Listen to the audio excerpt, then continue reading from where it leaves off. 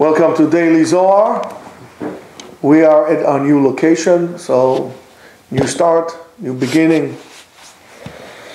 The Zohar says, "Vayavohu ad Nachal Eshkol," and they came until Nachal Eshkol. Nachal Eshkol is a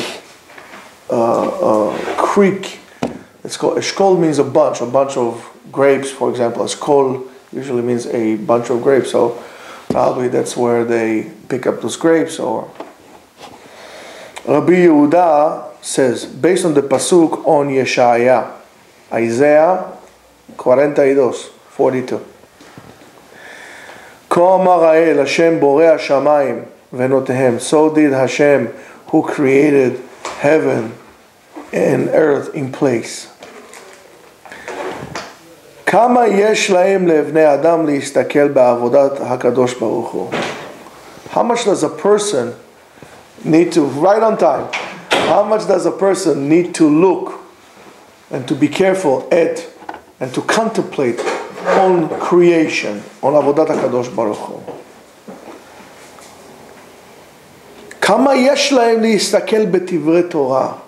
How much they need to contemplate on divrei Torah. I mean, not only to learn, but when it says listakel is to contemplate, means to see what does it have to do with me? How does it affect me? What difference does it make? Not just to go through it. I mean, how many of us really let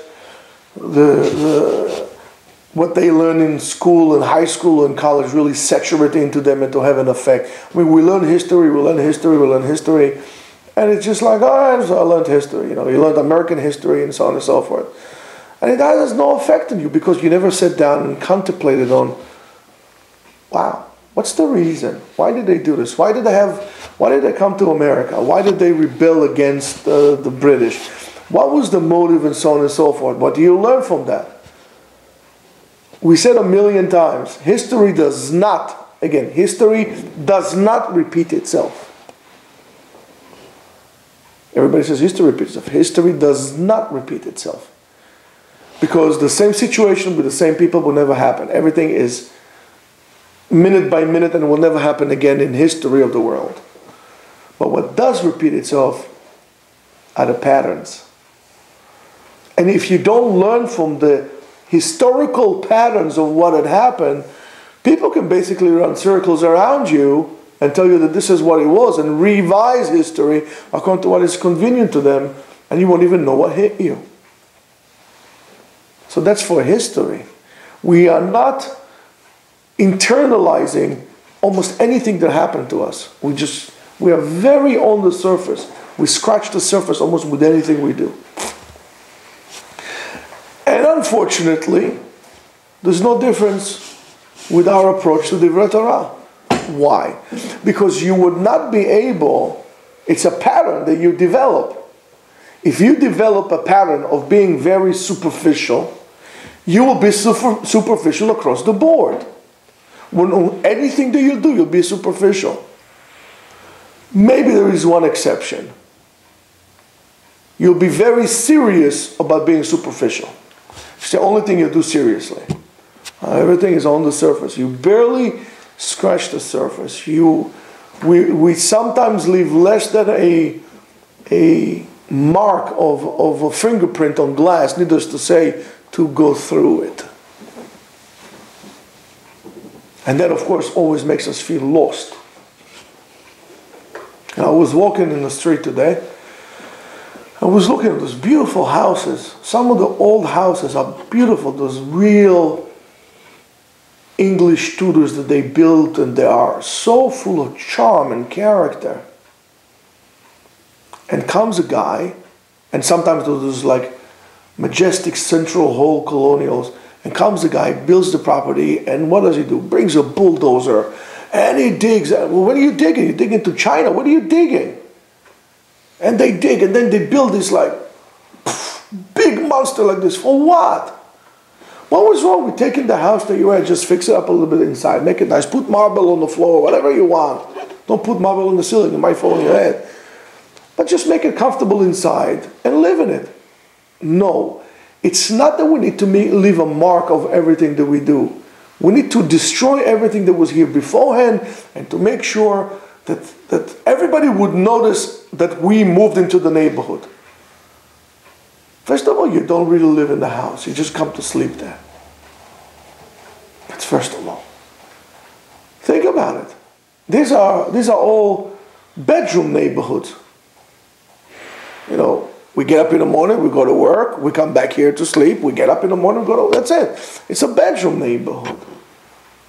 So why do you need to build a $2 million house but you don't even really spend your time there?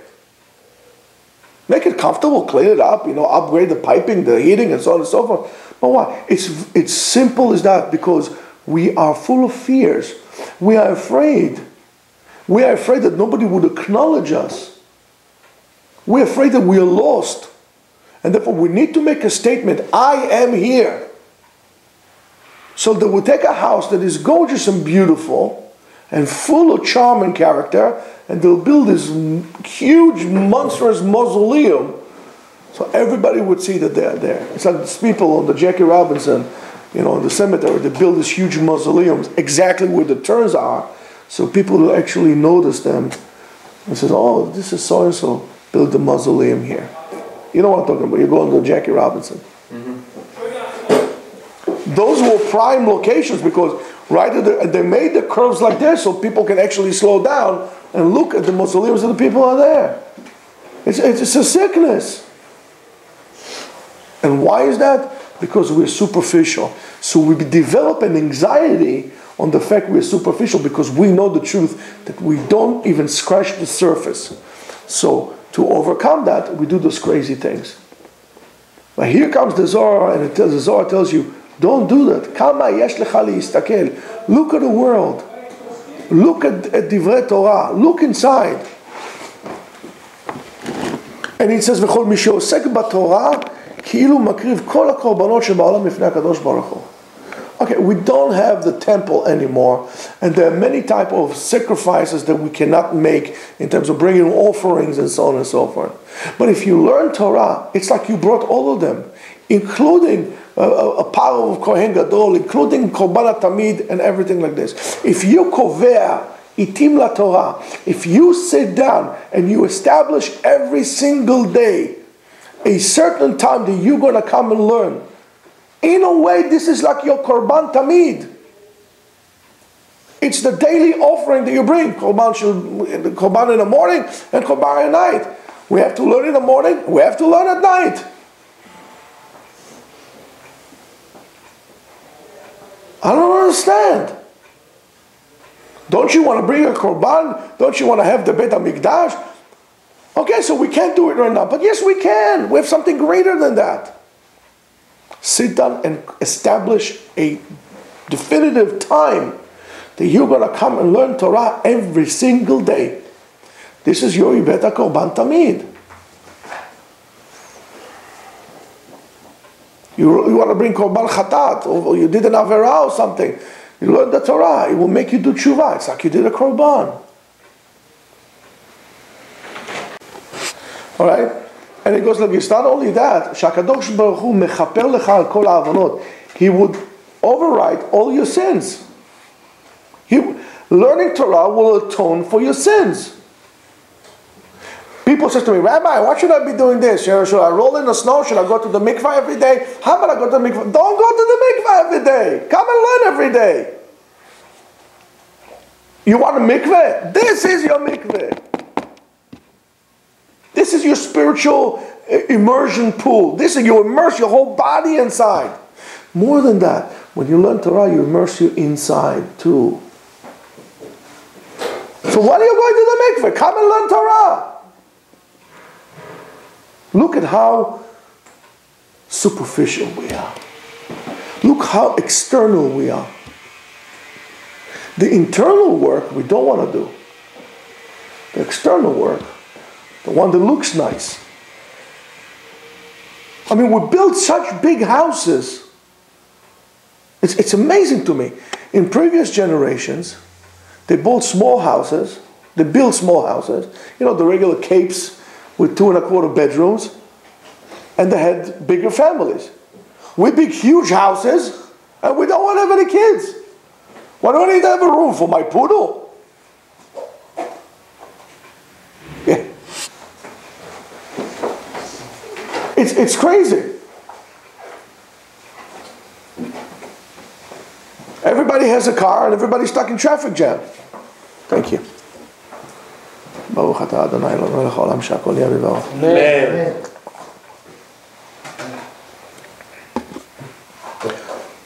And it says, ולא את זה, not only that, ומתקינים לו כמה כיסאות לעולם הבא.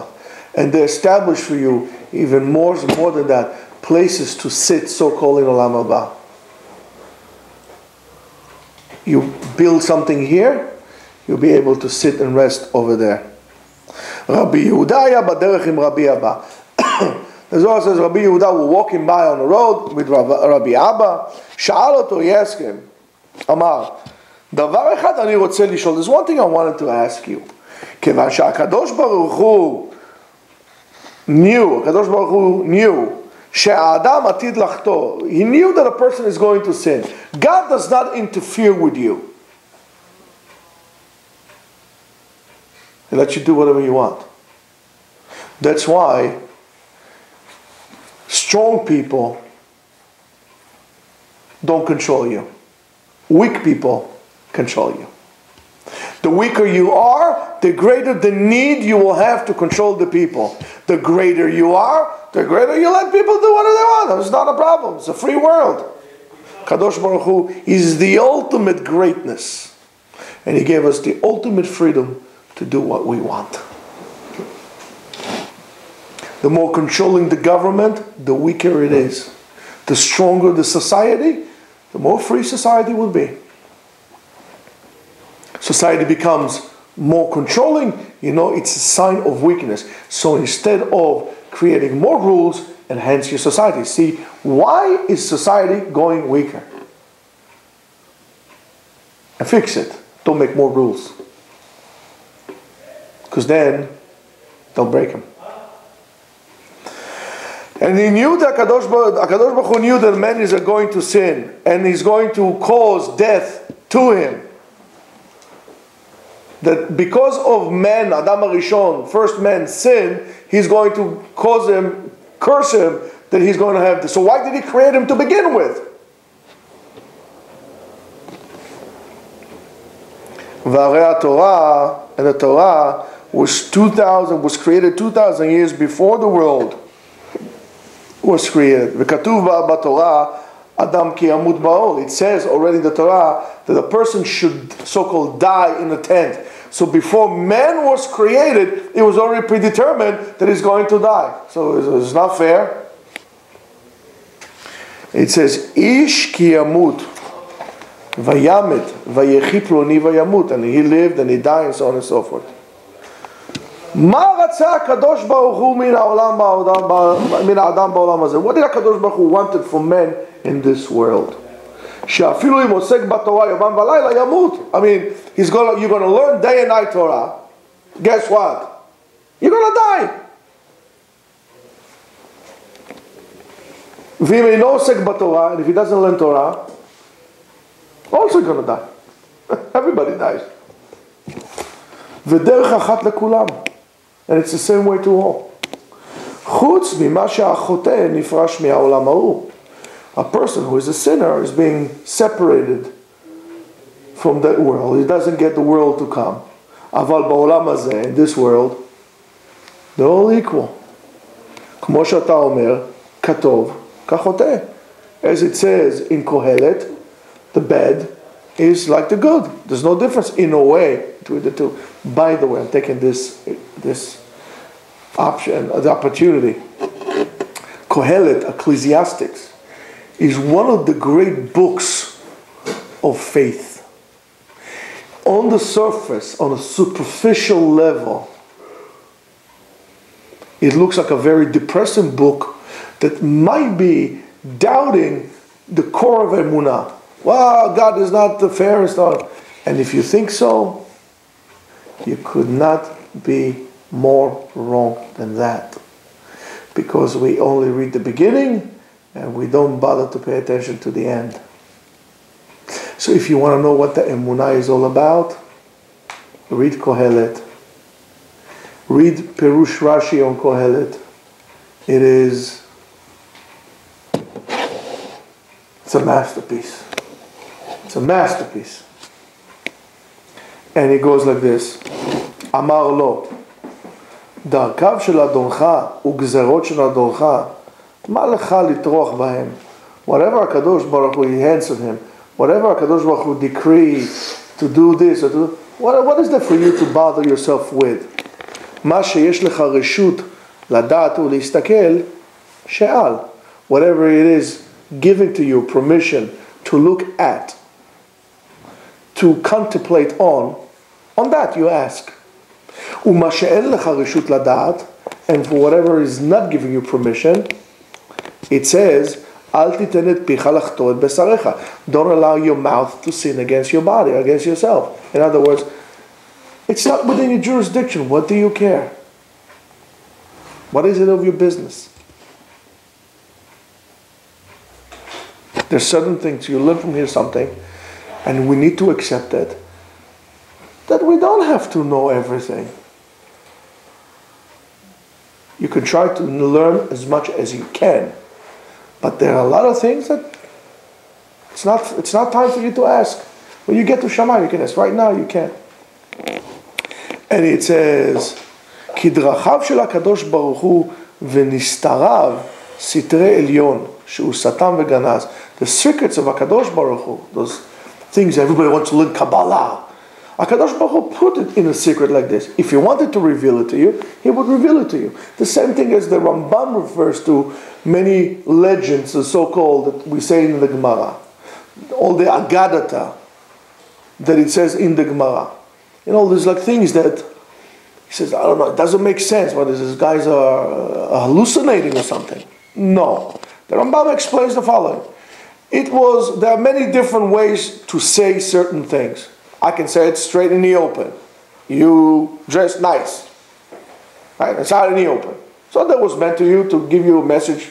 And then there is bedrush, I can tell you something, you should understand from it, and so on and so forth. And there is the inyan of agada, and there is the inyan of sod.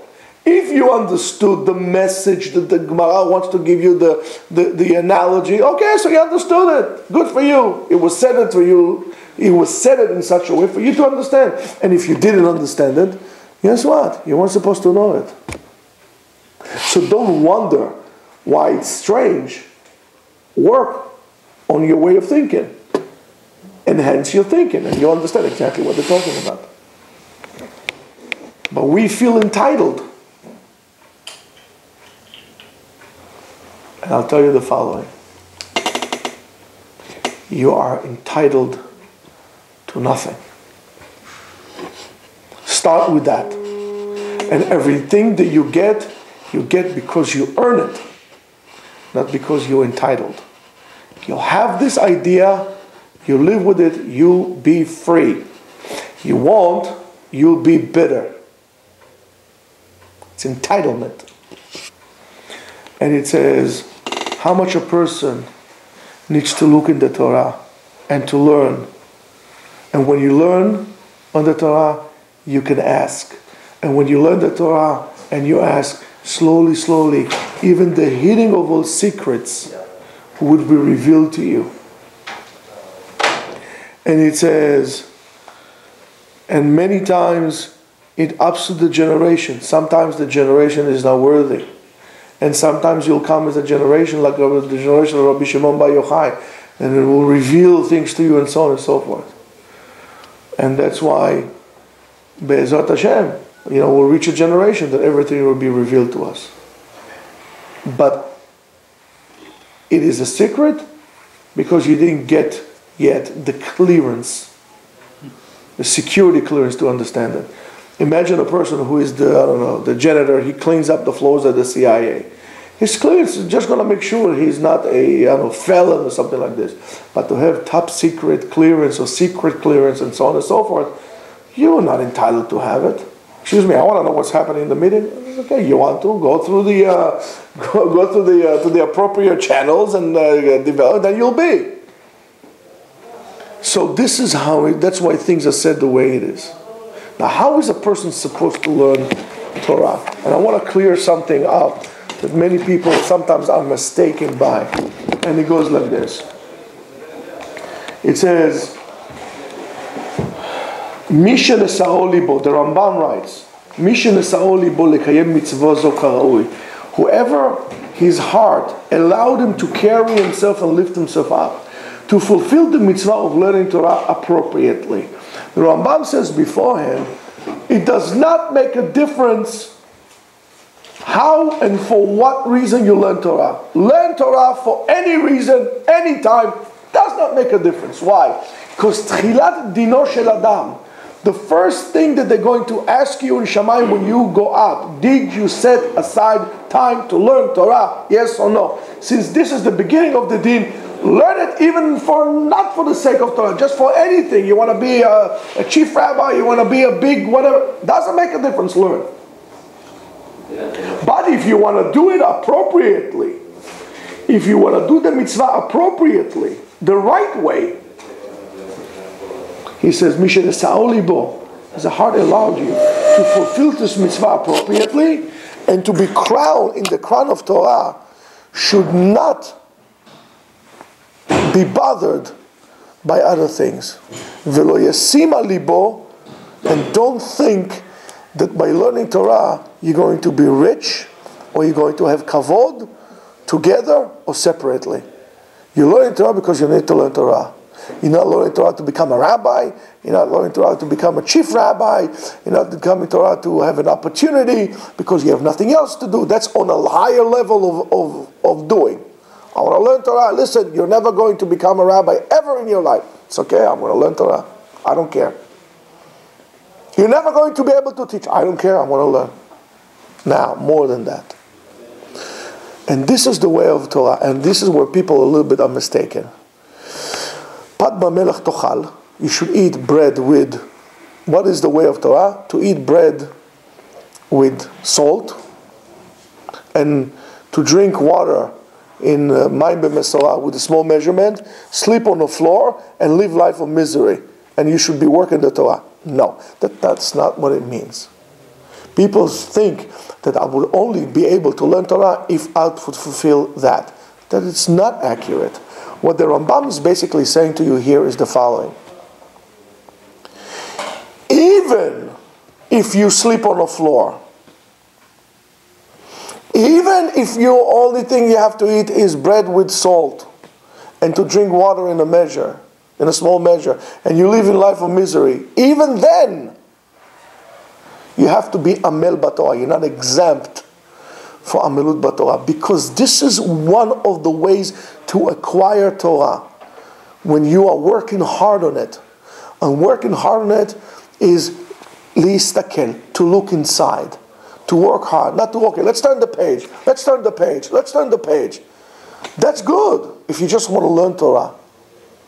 But if you want to really do it appropriately, that's different. You have to do amelut. You have to sweat. That's what the Rambam is saying. And it says, Velo alecha melacha ligmor. You don't need to finish it. Velo ata ben chorim levatel. And you're not free not to learn. Aval im irbeta Torah, irbeta sachar. If you learn a lot, you get a lot of reward. Ve'asachar lefi hatzar, and the reward according to the suffering. If you give up millions to come and learn Torah, and it's hard for you, don't worry about it. You're not for sure going to get everything here, but the sachar of the Torah is greater than any currency, any money, any jewels that you'll be able to get in this world. It's going to be until that. This life is a short life, Rabotai. So you're suffering for a little bit. No, ma efshar la'asot. What can you do? But we are people of faith, and we believe in God. But believing in God is not enough. We have to accept upon ourselves, lekabel ol malchut shamayim. We have to accept upon ourselves the yoke of mitzvot, the burden, the weight of shamayim, and that means to carry it. And when you're carrying, you're schlepping a refrigerator up and down, the Empire State Building. Your muscles ache and it hurts, and you're sweating and it's hard, and you wonder, the people are going in elevators. I'm going to tell you a story, and we'll finish with this. I'll tell you, you're going out to the Freedom Tower, I don't know, whatever, Empire State Building, 101 stories up. I'll tell you the following. You have two choices. Give you. Your job is to carry this package, 100 kilos, on your back. You can do one or two things.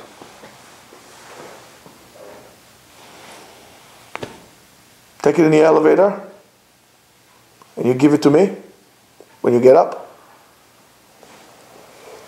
Or you can carry it on your shoulders, and it's yours. And you go up, you say, okay, I'll carry it, I'll take it. And you go up and you carry, and a step after step, and your cramps, and your legs are shaking, and your back, and you're sweating, and this thing is ripping into your skin, and you're saying, okay, if the Green Berets can do it, I can do it too. I can do it. I can, one step after the other, and you go up, and you go, phew, you get to the top, boom, it falls down. The guy comes to you and he says, that's yours. Open it. And you find 100 kilos of pure gold. Was it worth it to carry it up? Or you should have taken the elevator and then give it away? That was your job, to carry it. Nobody would offer you or guarantee you easy ride. But lefum tzara agra. According, the longer the road, the harder the road, the greater the reward. That's the way it is. And that's true to anything else in life. If it didn't work hard for it, you're not going to appreciate it. And that's true to anything, any skill. If you want to be good at something, you have to know you have to sacrifice time. You have to get blisters on your fingers. You have to make your fingers bleed. But then you're going to learn how to play the guitar. You're not going to learn how to play if you're going to buy a guitar in 5 minutes and put it to the side. If you want to be a martial artist, you have to do it when through rain, shine, and snow. Your muscle will hurt, and one day you'll become one. In anything else, it's like that. And that's the problem of our generation. Everything, it comes out quick, comes out fast, without any investment, with any hard work. And that's why marriages fall also. There are no more virtues in our society. Everything is easy. And that's why men don't appreciate their wives, and so on and so forth. So our job is to be amilim b'Torah. Adam la'amal yulad. A man was created to work. What kind of work is left to you to determine? You amilim b'Torah or amilim b'avodah? What do you want? Whichever one you want, you choose. If you feel that you can do that, you have to go to work. The person needs to go to work. He needs to make money. But you don't get a waiver from learning Torah. You have to set a time, regardless of how busy, wealthy you are, to sit down and learn Torah. This will give you a sachar ba'olam hazeh, will give you a sachar reward ba'olam haba, and this will give you a sachar when you're going to be sitting down with your grandchildren, and you're going to remember me, because I'm going to be way gone.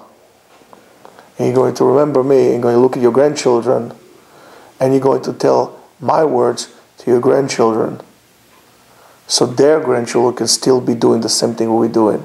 Being a Jew is not a lifestyle we choose. Being a Jew is a torch that we were handed, and we make sure that we have somebody to hand it to, and that the torch is still lit.